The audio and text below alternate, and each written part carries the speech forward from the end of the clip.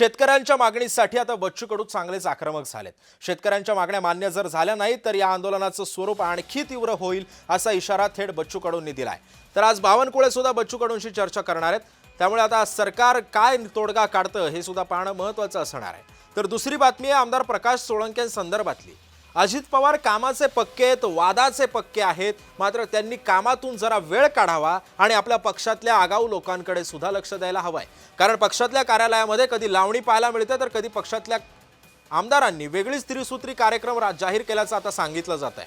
निवडणुकाच्या काळामध्ये चपटी द्यावी लागते, कोंबडं बकरं द्यावं लागतं आणि लक्ष्मी सुद्धा प्रसन्न करावी लागते। नुसता निवडणूक लढवायची इच्छा असून उपयोग नाही, तुमच्याकडे किती दारू गोळा आहे याची सुद्धा माहिती द्या, असं वक्तव्य दुसरं तिसरं कोणी नसून अजित पवारांचे आमदार प्रकाश सोळंकेंनी केलं। तर काही मतदारांना लक्ष्मीचंही दर्शन करून द्यावं लागतं असं सुद्धा प्रकाश सोळंके म्हणतायत। त्यांच्या या वक्तव्यावरून आता वाद निर्माण होण्याची शक्यता आहे। तर तिसरी बातमी आहे बनावट पनीर संदर्भातली।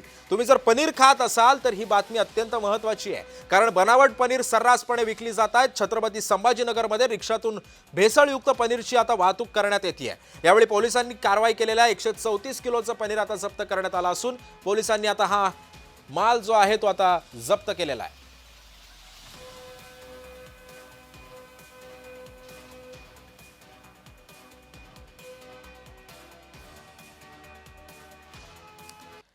दरम्यान बच्चू कडूंच्या आंदोलनस्थळी बैठक ही मागणी मान्य नाहीये असं सुद्धा आता बोललं जात आहे। मंत्री चंद्रशेखर बावनकुळेंनी थेट आंदोलकांना सुनावलंय। कडूंना अटक करण्याची इच्छा सुद्धा आमची नाहीये अशी सुद्धा स्पष्ट भूमिका मंत्री चंद्रशेखर बावनकुळेंनी घेतली आहे। हे स्वतःच अजगर आहे।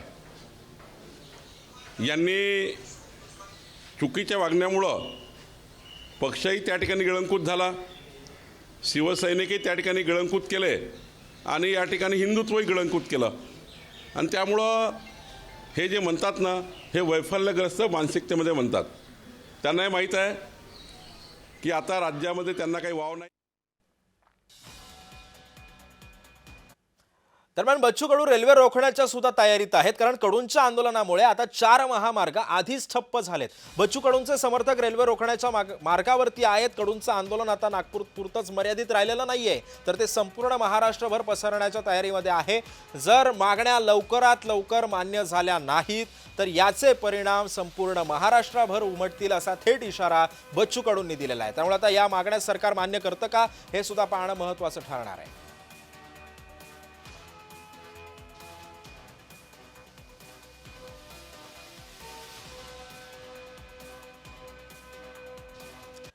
दरम्यान बच्चू कडूंच्या आंदोलनामुळे 4 महामार्ग आधीच ठप्प झालेले आहेत। बच्चू कडू यांचा दुपारपासून आता महाराष्ट्रभर चक्काजामचा इशारा सुद्धा त्यांनी दिलेला आहे। नागपूरमध्ये बच्चू कडू यांचे समर्थक सुद्धा आता एकवटायला सुरुवात झालेली आहे। त्यामुळे लवकरात लवकर याच्यावरती मार्ग काढावा असं सुद्धा आता आंदोलक म्हणू लागलेले आहेत।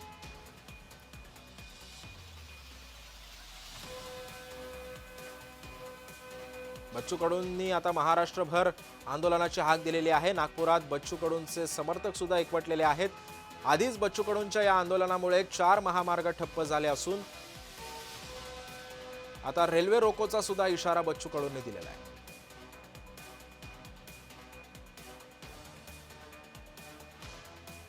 कारण मानसिकता जर आमची रक्त काळाची ठरवली असेल तर तोडगा निघणार नाही।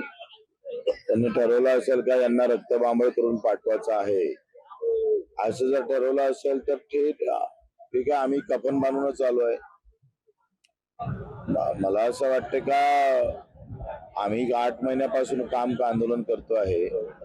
8 महिन्यापासून तुम्हाला वेळच भेटला नाहीये आणि रोज सातत्यानं होत असणाऱ्या आत्महत्या आम्हाला काही शांत बसू देत नाही आणि आम्ही शांतही बसणार नाही। सरकारनं मानसिकता जर आमची रक्त काळाची। बच्चू कडू यांनी मला मेसेज पाठवला की आम्ही बैठकीला येणार असं आपल्याला म्हटलं होतं, पण आमचे सगळे शेतकरी नागपूरला जमा होत आहेत आणि आम्हीच तिथे नसलो तर त्यातनं वेगळं कन्फ्युजन तयार होईल, म्हणून आमचं मागणीपत्र आम्ही तुम्हाला पाठवतो आहोत, तुम्ही त्याच्यावर निर्णय करावा आणि आम्ही काही बैठकीला येणार नाही।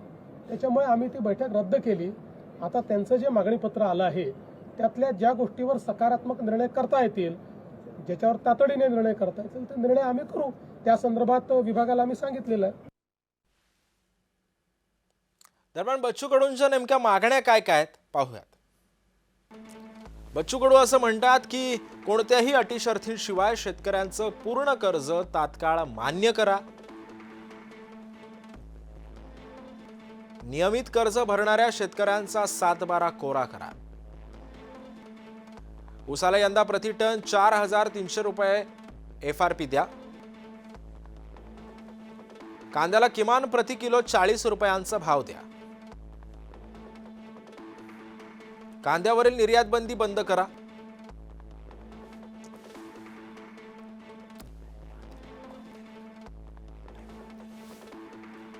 त्यामुळे कांद्यावरील निर्यात कर कायमचा बंद करा.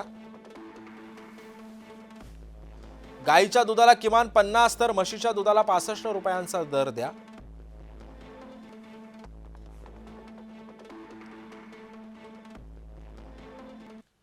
शेतकऱ्यांच्या विषयाला घेऊन जे आहे ते बच्चू कडू जे आहेत ते आक्रमक झालेले आहेत. आपण अनेक आंदोलन पाहिले, मात्र महाराष्ट्रातलं हे वेगळं आंदोलन आपल्याला पाहायला मिळते. पंजाबच्या घरी ज्या पद्धतीने आंदोलन झालं त्या पद्धतीने जे आहे बच्चू कडू यांनी आपल्या वेगळ्या स्टाईलनं आंदोलन केलं आहे.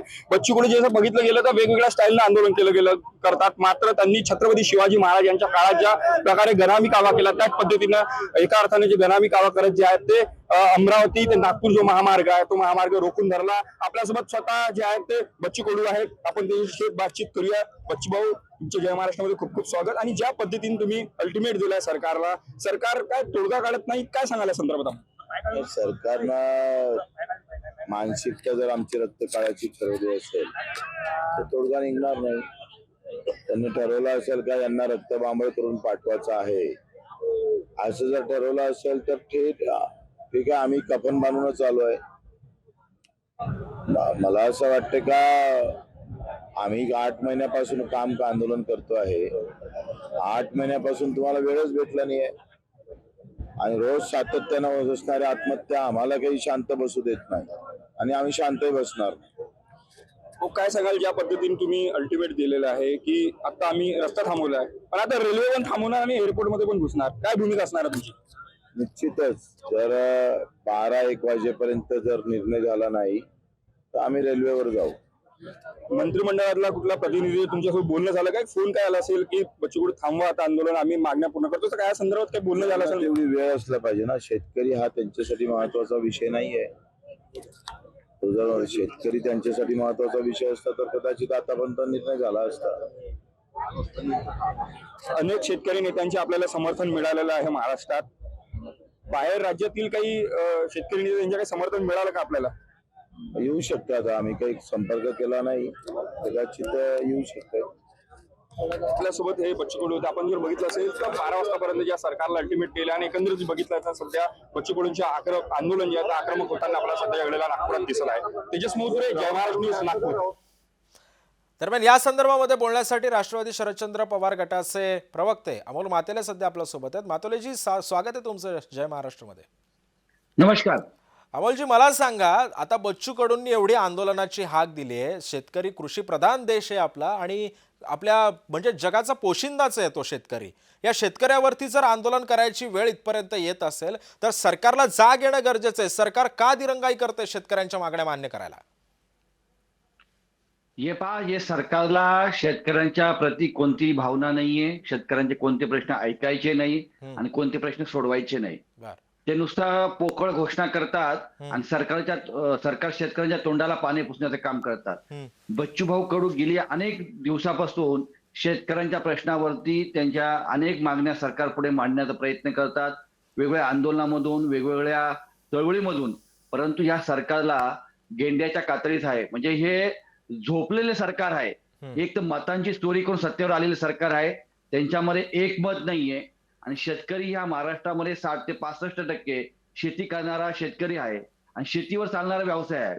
म्हणजे दुग्धजन्य व्यवसाय असेल, कुक्कुटपालन असेल, इतर शेतीपूरक जे काही व्यवसाय आहेत ते सुद्धा डबघाईला आलेले आहेत. आत्ताच आपल्या टीव्ही चॅनलवरती आपण दाखवत होता की मागच्या 45 ते 50 दिवसापासून हवामान खातं बरोबर नसल्यामुळे किंवा वादळ असल्यामुळे मच्छीमार बांधवांची उपासमारीची वेळ आलेली आहे. म्हणजे मागच्या 31 मे पासून मच्छीमार बांधव मच्छीमारी करत नाही आणि पुढे चालू झाली तर मध्येच पावसाचं वादळाचं संकट आल्यामुळे या मच्छीमार बांधवांना देखील अशीच अतोनात हाल होण्याची वेळ आलेली आहे. पण सरकार काहीच करत नाही.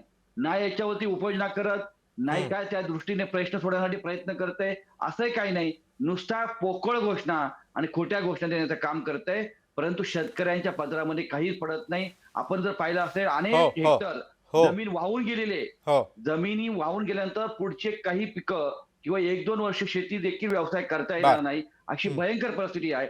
अजूनपर्यंत पाऊस पडतोय म्हणजे आंब्याच्या पिकावरती, नक्कीच. फळबागांवरती, हां, याच्या उत्पादनावरती परिणाम होणार आहे. पण सरकार काही अमोलजी उपाययोजना खरं आहे करताना तुमचं. दिसत त्यामुळे नाही. आता या सगळ्या पार्श्वभूमीवरती आता सरकारनं तातडीनं निर्णय घेणं गरजेचं आहे. आपण सोबतच राहा, आपल्यासोबत अजून चर्चा करायची आहे. मात्र आपल्यासोबत शेतकरी नेते माणिक कदम सुद्धा आपल्यासोबत आहेत. माणिकजी, स्वागत आहे तुमचं जय महाराष्ट्रमध्ये. आपण बघतोय की संपूर्ण महाराष्ट्रभर आता या आंदोलनाची झळ पोचू लागलेली आहे. सरकार अजून सुद्धा गप्प आहे. सरकार अजून ठोस मागण्या मान्य करण्यासाठी पावलं उचलत नाही. बावनकुळे सुद्धा भेटायला येणार आहेत. मात्र कुठे घोडा अडतंय नेमकं? शेतकऱ्यांना का दरवेळी अशा प्रकारचे आंदोलन करायची वेळ येते? नमस्कार. पहिल्यांदा तुमचं हॅलो. बोला बोला, आवाज येतोय, बोला. हा. हे जे काय आता आपण बच्चूभाऊची सुद्धा मुलाखत दाखवली. बच्चूभाऊ सुद्धा ज्या प्रमाणामध्ये बोललेले आहेत त्याप्रमाणे सरकार हे गेंड्याच्या कातडीचं सरकार झालेले आहे. आणि या ठिकाणी फक्त सरकारला आवाज हिंदू खत्रे म्हटलं की सरकार लगेच जागा होतं, किंवा मुस्लिम खत्रेमध्ये हे म्हणलं की सरकार लगेच जागा होतं. परंतु शेतकरी खत्रेमध्ये आहे म्हटल्याच्या नंतर शेतकऱ्याला याचं काही देणं घेणं राहिलेलं नाहीये. हे सरकार म्हणजे गेंड्याच्या कातडीचं सरकार झालेलं आहे. महाराष्ट्र राज्यामध्ये किमान दररोज 25 ते 30 आमचे शेतकरी भाऊ आत्महत्या करायला लागलेले आहेत. आणि हा शेतकऱ्याचा जो काय उद्रेक आहे ते आता उद्रेक काल तुम्ही मराठवाड्यामध्ये बघितलं असेल. आमच्या नांदेडमध्ये एका तहसीलदाराची एका शेतकऱ्याने गाडी फोडली. परभणी जिल्ह्यामध्ये एका जिल्हाधिकाऱ्याच्या गाडीला काल दगड मारला एका शेतकऱ्याने. म्हणजे हा उद्रेक सरकारला हवा आहे का? बर. त्यामुळे आदरणीय राज्याचे मुख्यमंत्री हे संवेदनशील आहेत. त्यांना माझी नम्र विनंती आहे, ह्या जर शेतकऱ्याच्या आत्महत्या थांबवायच्या असतील, महाराष्ट्रामधली कायदा व सुव्यवस्था जर पुन्हा शांतता. बरं माणिकजी, मला सांगा, जर सरकारनं या मागण्या मान्य केल्या नाहीत तर मग पुढची भूमिका काय असणार आहे? सरकारनं जर मी तुम्हाला आपल्या जय महाराष्ट्राच्या माध्यमातून ह्या राज्यातील सगळ्या मुख्यमंत्री महोदयांना म्हणजे सांगू इच्छितो, जनता हा शेतकरी हा आता म्हणजे कावरा म्हणजे सैरवैर झालेला आहे. आणि त्याला आता आत्महत्या करण्यापेक्षा एखाद्या नेत्याला ते मारायला मागं पुढे पाडणार नाही, एवढी त्याची अवस्था. जो मरता वो क्या नाही करता, अशी अवस्था त्याची झालेली आहे. म्हणजे पुढचं आंदोलन आता हे शेतकऱ्याच्या संघटना जरी आता भाजपनं किती फोडायचा प्रयत्न केला, शेतकरी आंदोलन जरी सरकारनं किती फोडायचे प्रयत्न केले, तर आता सर्वसामान्य गावातली तरुणाई जागी झालेली आहे. आणि ही तरुणाई आता जर जागी झालेली तरुणाईला जर शांत करायचं असेल तर सरकारनं तातडीनं कर्जमाफी आणि कर्जमुक्ती ही करणं गरजेचं आहे. तरच हा उद्रेक थांबणार आहे.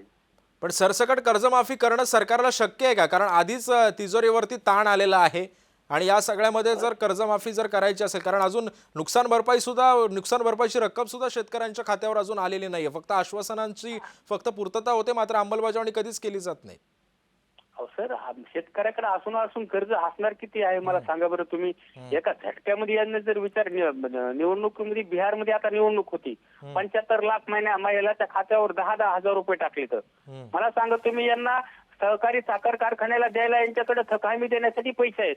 एका आमदाराला देण्यासाठी 5-5, 10-10 कोटी रुपयाचा निधी आहे. एका मतदारसंघामध्ये यांच्या आमदाराला वाटण्यासाठी 3-3, 5-5 हजार रुपये मताला द्यायला तयार आहेत. आता नगरपालिका महानगरपालिकेचे इलेक्शन लागलेले आहेत. मला तर वाटतं या पक्षाच्याकडे असणारा जे काय निधी आहे, हे निधी यांनी सरकारकडे जमा करावा. भाजप असेल, काँग्रेस असेल, राष्ट्रवादी असेल, शिवसेना असेल, प्रचंड पैसा यांच्याकडे बी आता. त्याच्यामुळे सरकारच्या तिजोरीत पैसा नाही असं काही नाहीये. सरकारच्या मनात आल्याच्या नंतर केंद्राकडे मागावं, केंद्राकडून पैसे मागून घ्यावं. पण कुठल्याही परिस्थितीमध्ये माझा महाराष्ट्रातला शेतकरी हा कर्जमुक्त झाला पाहिजे आणि महाराष्ट्रातल्या शेतकऱ्याच्या ह्या आत्महत्या थांबल्या पाहिजे. तरच हा उद्रेक थांबणार आहे. नक्कीच माणिकजी, तुमच्या या मागण्या आता नेमकं सरकार कशा पद्धतीनं पूर्ण करतं हे सुद्धा पाहणं महत्वाचं ठरणार आहे. धन्यवाद आपण दिलेल्या या सविस्तर प्रतिक्रियेबद्दल. पुढची बातमी पाहूयात. पुढची बातमी आहे अर्थातच प्रकाश सोळंकेंच्या वक्तव्यासंदर्भातली. अजित पवार, कामाचे पक्के अजितदादा, वादाचे पक्के अजितदादा. मात्र त्यांनी कामातून वेळ काढून जरा आपल्या पक्षातल्या आगाऊ लोकांकडे सुद्धा लक्ष द्यायला हवं आहे, कारण पक्षातल्या कार्यालयामध्ये कधी लावणी पाहायला मिळते तर कधी त्यांच्याच पक्षातले आमदार वेगळीच त्रिसूत्री कार्यक्रम राबवत आहेत। निवडणुकीच्या काळामध्ये चपटी द्यावी लागते, कोंबडं बकरं कापावं लागतं, तसंच नुसता निवडणूक लढवायची इच्छा असून उपयोग नसतो। तुमच्याकडे किती दारुगोळा आहे याची सुद्धा माहिती द्या, असं वक्तव्य त्यांनी केलंय। तर काही मतदारांना लक्ष्मीचंही दर्शन करून द्यावं लागतं, असं सुद्धा वक्तव्य प्रकाश सोळंके यांनी केलंय। त्यांच्या या वक्तव्यावरून वाद निर्माण होण्याची शक्यता आहे आणि या संदर्भामध्ये बोलण्यासाठी राष्ट्रवादी शरदचंद्र पवार गटाचे प्रवक्ते अमोल मातेले सुद्धा आपल्यासोबत आहेत। अमोलजी, आपण बघितलं असेल तर अवघ्या 2 दिवसापूर्वीच राष्ट्रवादीच्या एका कार्यालयामध्ये अशा प्रकारचा लावणीचा कार्यक्रम पार पडतो। त्याच्यानंतर अजित पवारांच्या आमदार असे प्रकारची वक्तव्य करतात। जे मंत्री होते, राज्याचे कृषी मंत्री, माजी कृषी मंत्री, ते चक्क विधान भवनामध्ये रम्मी खेळताना आढळून येतात। अजित पवारांचं याच्यावरती कुठे अंकुश नाहीये का? कारण अजित पवारांचा शब्द अंतिम मानला जातो पक्षामध्ये, तुम्ही सुद्धा काम केले त्यांच्यासोबत। हे फक्त बोलायची कडी आणि बोलाचा भात आहे। यांनी सांगितलं आम्ही भारतीय जनता पार्टी बरोबर का गेलो, विकासासाठी गेलो। हा कोणता विकास करतात? स्वतःचा विकास करतात की जनतेचा विकास करतात? जनतेच्या प्रती यांच्या मनामध्ये किती म्हणजे राग आहे हे दिसून येत आहे। म्हणजे यांनी विकासाची जर कामं केली असतील तर बकरं कोंबड्या चपटी द्यायची वेळ आली नसती, पण हे विकासाची काहीच काम करत नाही। हे यांनी सरकारनी ह्या ज्या तिघाडी सरकारनी या राज्याला कर्जामध्ये नेण्याचं काम केलेलं आहे। 9 कोटी लाखाचं कर्ज केलेलं आहे, त्याच्यामुळे कुठेही फंड नाहीये। शेतकऱ्यांच्या नुसत्या पोकळ गोष्ट करतात परंतु मिळत काहीच नाही आणि हे चोरी करून सरकार आलेले, म्हणजे मतांची चोरी करून हे सत्तेवर आलेलं सरकार आहे। हे जनतेच्या मनातलं किंवा जनतेने निवडून दिलेलं सरकार नाहीये।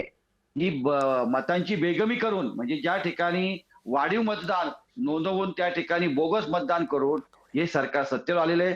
म्हणून अशा प्रकारचे त्यांची वक्तव्य करतात आणि आपल्याला माहिती आहे भारतीय जनता पार्टीचा एकच नारा आहे, साम दाम दंड भेद, सगळ्या निवडणूक जिंकायच्या आणि आपण सत्तेमध्ये यायचं, म्हणजे काही करायचं, प्रशासनाला वेठीस धरायचं, काय वाटेल तितका पैसा वाटायचा, वाटेल तितकी दारू पाजायची, जे करता येईल ते करायचं, परंतु सत्तेमध्ये आपण आलो पाहिजे। म्हणून ढवळ्या शेजारी बांधला पवळा, वाढ नाही तर गुण लागणार, ही अशी ह्या पक्षाची हालत झालेली आहे। 2 शरद पवारांच्या विचारांचा कुठेतरी यांना विसर पडत चाललाय का? कारण शरद पवार सुद्धा याच राष्ट्रवादीची म्हणजे पायाभरणी शरद पवारांनी केली। हा पक्ष आतापर्यंत उंचावण्याचं काम शरद पवारांनी केलं। ज्या शरद पवारांचा आदर्श या लोकांनी आतापर्यंत मानलेला होता, या शरद पवारांच्या विचारांचा कुठेतरी या लोकांना विसर पडत चाललाय असं वाटतंय तुम्हाला? 100% आदरणीय पवार साहेबांबरोबर जोपर्यंत होते तोपर्यंत त्यांची अशी हिंमत नव्हती, बोलायची पण हिंमत नव्हती आणि पक्ष कार्यालयामध्ये असं नाचगाणं करणं देखील त्यांना कधीच म्हणजे हे झालेलं नाहीये। परंतु आता ते एका मोठ्या पक्षाबरोबर ते गेलेले, एका मोठ्या शक्तीबरोबर गेलेले आहेत, त्यामुळे त्यांची भूमिका बदलली असावी असं ह्या सगळ्या एकंदरीत यांच्या कामाच्या पद्धतीतून दिसतंय। आपण आताच म्हणालात की राज्याचे माजी कृषी मंत्री विधान भवनामध्ये ज्यावरती राज्याच्या जनतेचे प्रश्न सोडवले जातात, कायदे मंडळ असतं, कायदे बनवले जातात, त्या कायदे मंडळामध्ये, विधिमंडळामध्ये एक राज्याचा कृषी मंत्री तिथे रम्मी खेळतो, म्हणजे लाज वाटली पाहिजे। या पद्धतीने, अशा पद्धतीने हा राज्य कारभार करतात। त्यांच्या सत्ताधारी पक्षाचा एक आमदार म्हणतो बकऱ्या द्या, चपटी द्या, कोंबड्या द्या, म्हणजे काय लाज वाटली पाहिजे। म्हणजे ही लोकशाहीची थट्टा एक प्रकारे। ह्या लोकशाहीमध्ये असं चालत नाही। जनतेचा विश्वास मिळवण्यासाठी जनतेसाठी तुम्हाला काम करावं लागतं, दिवस रात्र काम करावं लागतं, नुसतं दिखावगिरी करून चालत नाही। आणि विकास नुसता बोलून होत नाही, तर प्रत्यक्षात कृतीत असावा लागतो। जर तुम्ही विकास केला असता किंवा विकासाची कामं जर केली असतील, विकासाची सगळे जनतेपर्यंत पोहोचवण्याचं काम केलं असतं, तुम्हाला बकऱ्या कोंबड्या दारू बाटल्या काय ते म्हणतात त्या पद्धतीने द्यायची वेळ आली नसती। अमोलजी, त्यामुळे आता या सगळ्या त्रिसूत्री करण्याचा जे काही आमदारांनी आता जे काही वक्तव्य केलेली आहे त्याचा अजित पवार नक्कीच समाचार घेतील अशी आशा बाळगत आपण। धन्यवाद आपण दिलेल्या या सविस्तर माहितीबद्दल आणि आपण जय महाराष्ट्राला वेळ दिलात त्याबद्दल। तिसरी बातमी पाहूया। तिसरी बातमी अर्थातच बनावट पनीर संदर्भातली आहे। तुम्ही जर पनीर खात असाल तर ही बातमी अत्यंत महत्त्वाची आहे, कारण बनावट पनीर सर्रासपणे विकलं जातं। छत्रपती संभाजीनगरमध्ये रिक्षातून भेसळयुक्त पनीरची वाहतूक करण्यात आली। त्यावेळी पोलिसांनी केलेल्या कारवाईमध्ये 134 किलोचं पनीर जप्त करण्यात आलं। यावेळी पोलिसांनी हा माल जप्त केलाय आणि आता अखेर पुन्हा एकदा राज्य उत्पादन शुल्क सुद्धा आता ऍक्शन मोडवरती आल्याचं चित्र आहे। आणि या संदर्भामध्ये बोलण्यासाठी आपल्यासोबत असणार आहेत वैद्यकीय अधिकारी घाटी रुग्णालयाचे डॉक्टर संदीपान काळे. संदीपानजी, स्वागत आहे तुमचं जय महाराष्ट्रमध्ये. नमस्कार. माझा आवाज येतोय आपल्यापर्यंत? येतो सर. नमस्कार. संदीपानजी, मला सांगा, आत्ताच दिवाळी काही दिवसांपूर्वी पार पडली. दिवाळीमध्ये सुद्धा मिठाईमध्ये भेसळ झाल्याच्या बातम्या आपण टीव्ही चॅनल्सवरती पाहिल्या असतील. मात्र आता सुद्धा पनीर बनावट आढळतंय. पनीर सापडणं ही काय पहिलीच गोष्ट नाहीये. याच्या आधी सुद्धा दिवाळीमध्ये अशाच प्रकारची एक बातमी आली होती. एका महिलेनं ते पनीर कसं बनावट आहे ते तिनं उचलून दाखवलेलं होतं. हे बनावट पनीर नेमकं तयार होतं तरी कसं, आणि जर हे बनावट पनीर जर मानवी शरीरामध्ये गेलं तर याचे दुष्परिणाम काय होऊ शकतात? ऍक्च्युली पनीर हे जर चांगलं बनलं तर खूप न्यूट्रिशियस आणि शरीराला खूप चांगलं आहे.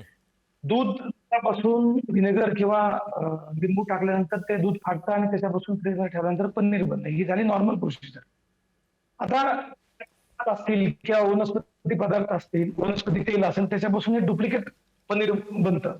आता खराब पनीर हे कसं ओळखायचं हे पण खूप महत्वाचा मुद्दा आहे. आपण जेव्हा पनीर खायला जातो बघितल्यानंतर थोडं पिवळसर किंवा राखाडी दिसतं. त्याचा स्मेल जे आहे, वास आहे, ते आंबट दिसतो. आणि सगळ्यात महत्वाचं असं रबरी असतं, खूप रबरी स्टॉक.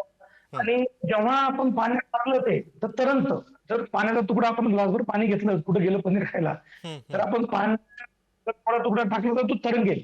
त्या काही छोट्या मोठ्या जर गोष्टी आपण बघितल्या तर चांगलं पनीर आहे का खराब आहे कळेल आपल्याला. हे मला वाटतं की आपण जेव्हा तेव्हा बघायला जाऊ. आता फूड अँड ड्रग वाले तर त्यांच्या पद्धतीनं करतात, पण हे आपली प्रत्येकाची नैतिक स्वतःची पण जबाबदारी आहे की आपण जेव्हा कुठं बाहेर जर जात असताना आपणच जर पनीर ओळखलं तर नक्कीच आपल्याला त्याला प्रतिबंध करायला काही अडचण येणार नाही. आणि फूड अँड ड्रगला जर आपण तसा कॉल करून सांगितलं तिथलं पुढचं ते विक्री होते पनीर ते थांबायला मदत होईल नक्कीच. बरं. पण संदीपानजी, माझा दुसरा प्रश्न असा होता तुम्हाला की याचे दुष्परिणाम, जर आता हे बनावट पनीर जर आपण खाल्लं तर याचे परिणाम आपल्या शरीरावरती कसे होऊ शकतात? ऍक्च्युली आता जर खराब असेल तर त्याचं फूड पॉइझनिंग होऊ शकतं. जसं की उलटी होईल, लूज मोशन्स लागतील, संडास लागेल, पोटदुखी होईल, ताप येईल, चक्कर येईल. त्याच्यामुळे डिहायड्रेशन होईल. डिहायड्रेशन झाल्यानंतर शरीरातलं पाणी कमी होतं, चक्कर येणं चालू, उलटी संडासचा त्रास होऊ शकतो. आणि जर खूपच जास्त खराब असेल, जर त्याच्यात इन्फेक्शन जर झालं असेल प्रोटीन मध्ये, त्या पनीरमध्ये, तर मग ते त्याचं सिव्हिअर हृदरोग पण धारण करू शकतो. जसं की मायक्रो ऑर्गॅनिझम जर त्या पनीरमध्ये गेले, त्याचं इन्फेक्शन जास्त झालं तर मग फिवर येणे, ताप येणे, टॉक्सिक शॉक सिंड्रोम नावाचा प्रकार आहे, तो पण पुढे होऊ शकतो. बरं, नक्कीच. धन्यवाद संदीपानजी, तुम्ही आमच्यासोबत या संदर्भामधली माहिती शेअर केली त्याबद्दल. आणि या बातमीपत्रामध्ये वेळ झाली आता इथेच थांबायची. ताज्या बातम्यांसाठी पाहत रहा जय महाराष्ट्र.